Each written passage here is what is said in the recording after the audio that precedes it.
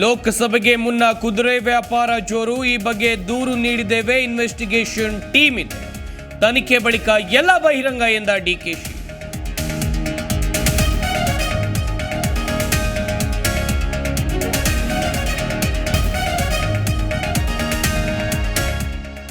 Article 370 ತೆಗೆದ ಬಳಿಕ ಉಗ್ರ ಚಟುವಟಿಕೆ ಬಂದ್ ಆಗಿದೆ. ಬಿಜೆಪಿ 370 ಸ್ಥಾನ ನೀಡೋದು ಮೋದಿಗೆ ಕೊಡುವಂತ ಗಿಫ್ಟ್. ಧಾರವಾಡದಲ್ಲಿ ಕೇಂದ್ರ ಸಚಿವ ಪ್ರಹ್ಲಾದ್ ಜೋಶಿ ಹೇಳಿಕೆ.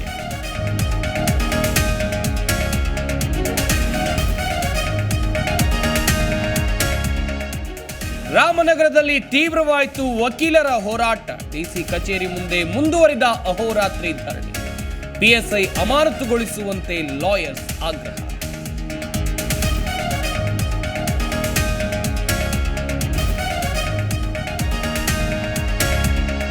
ಬೆಂಗಳೂರಿನಲ್ಲಿ ಆಕ್ಟಿವ್ ಆಗಿದೆ ಹೊಸ ಕಳ್ಳರ ಗ್ಯಾಂಗ್. ಮಹಿಳೆಯರ ರೀತಿಯಲ್ಲಿ ಚೂಡಿದಾರ್ ಧರಿಸಿ ಕಳ್ಳತನ.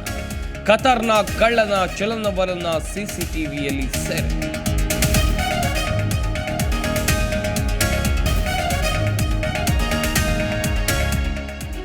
ವರ್ಷಗಳಿಂದ ಮೂರ್ತಿ ಕೆತ್ತನೆ ಕಾರ್ಯ.